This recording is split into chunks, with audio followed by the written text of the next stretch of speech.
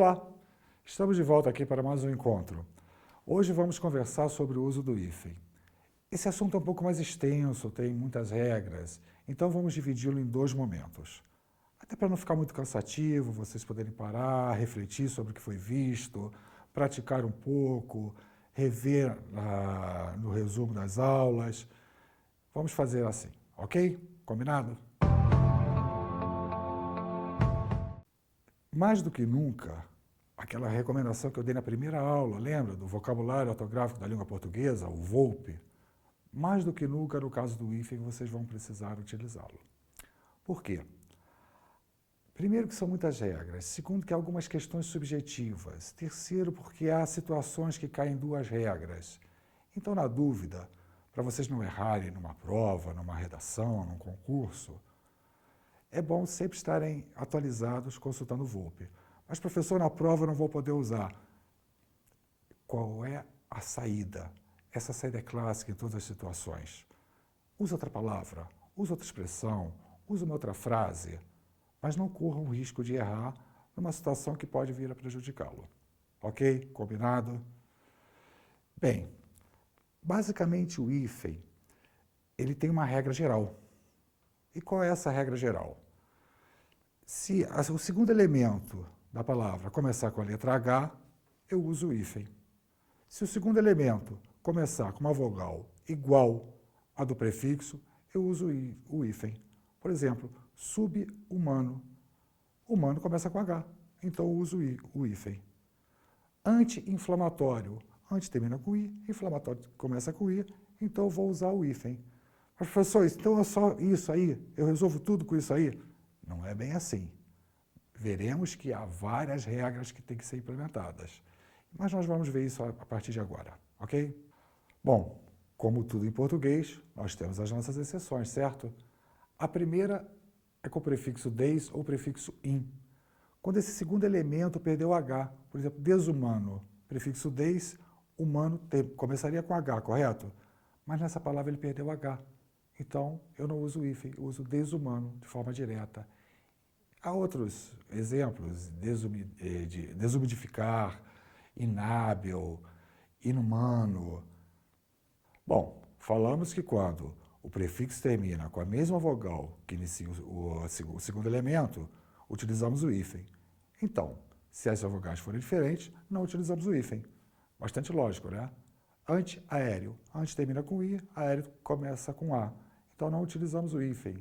Agroindustrial. Agro termina com O, industrial começa com I. Então, não utilizamos o hífen. Bastante lógico isso, né? Nenhuma dificuldade. Bem, mais uma exceção à regra geral. Nesse caso é com o prefixo co.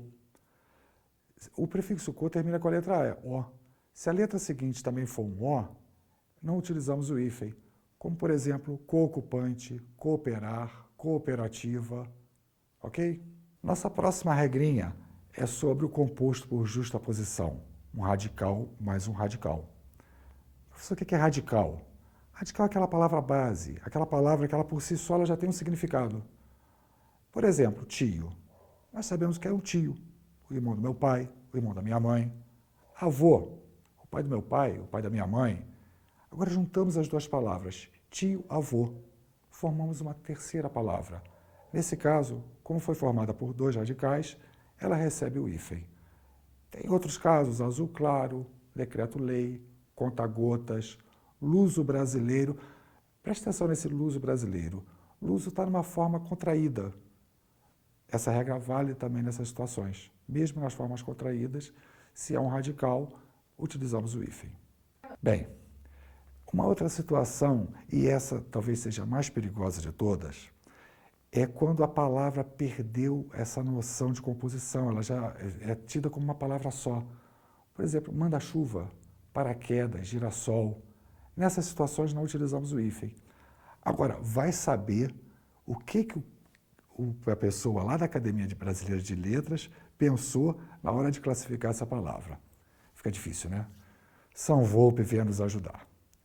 Até um detalhe, por exemplo, paraquedas. Esse prefixo para. A única situação em que o Volpe admite não utilização do hífen é para paraquedas e seus derivados. O resto, tudo que utiliza o prefixo para, manteve o hífen. Não tem jeito, só consultando mesmo, gente. Bom, uma outra utilização do hífen são para elementos ocasionais ou históricos. Na verdade, ele não vem formar uma palavra nova, vai formar um encadeamento vocálico. Como, por exemplo, trajeto Rio-São Paulo. Rio-São Paulo com hífen. Não tem uma palavra Rio-São Paulo. É só para dar uma ideia de encadeamento. O lema da Revolução Francesa, liberdade, igualdade e fraternidade.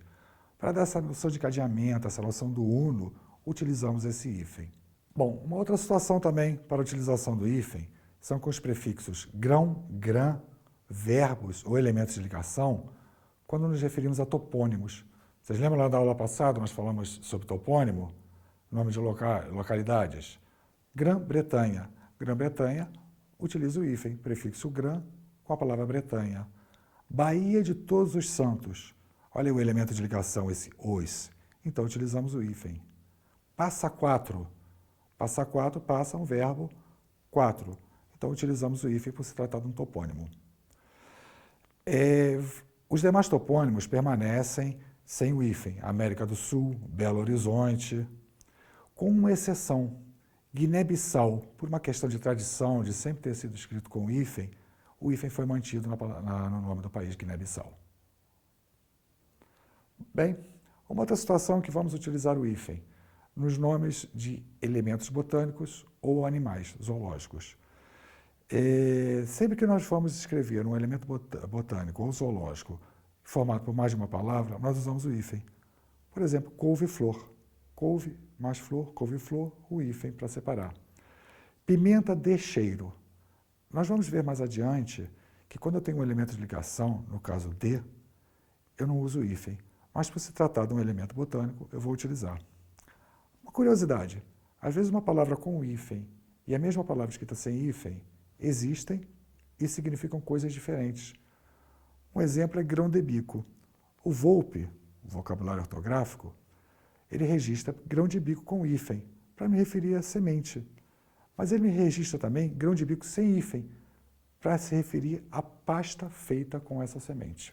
Bem, pessoal, conforme eu falei no início, esse assunto do hífen é um assunto longo, extenso. Então vamos dar uma parada aqui agora, relaxar um pouquinho e voltar para um segundo momento com todo o gás. Aproveite esse intervalo, visite nossa plataforma, veja o resumo dessa aula, faça exercícios, pratique, perguntem e espero vocês no segundo momento, ok? Até lá!